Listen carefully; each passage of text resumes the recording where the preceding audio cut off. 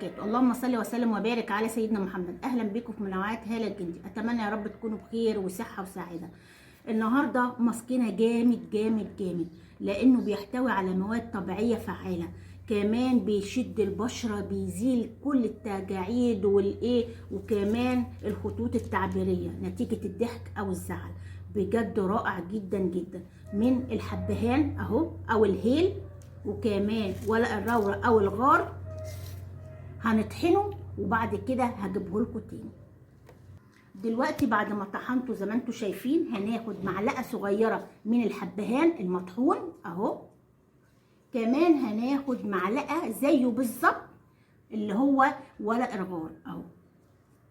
هنقلبهم كويس جدا. طبعا احنا بنعمل الكميه على حسب ما بشرتنا. كمان بتعمليها مره واحده بس في البشره، وبعد كده هو تعمليها طازه في طازه، ما تعمليهاش وتسيبيها في التلاجة علشان تديكي فاعليه جامده جدا اهي زي ما انتم شايفين. هناخد معلقه من الطحين، معلقه كبيره اهي،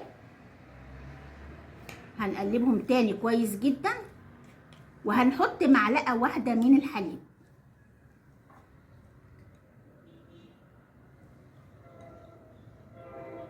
اهي، حوالي معلقتين، عشان احنا عايزين الماسك بتاعنا ما يبقاش جامد قوي اهو.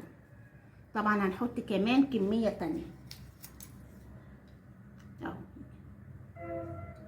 حوالي يبقى كده 4 معالق حليب، مش صغيره مش كبيره اهي. بصوا اهي،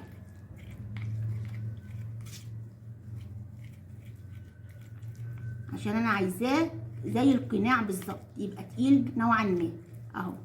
بصوا اهو،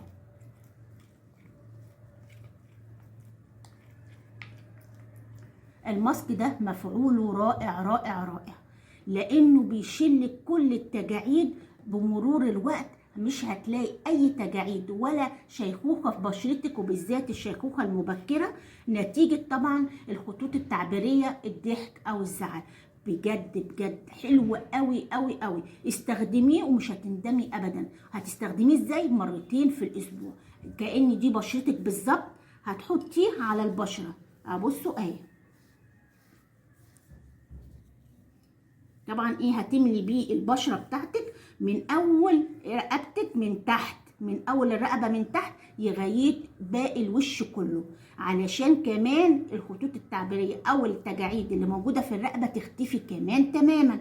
هتحطيه كده اهوت وتفركيه بطريقه خفيفه جدا، بحركه دائريه كده اهوت، علشان تنشطي الدوره الدمويه والخطوط التعبيريه تتملي، فبالتالي هتديكي بشره صافيه، بتديكي كمان نضاره وتفتيح حلو قوي قوي لبشرتك.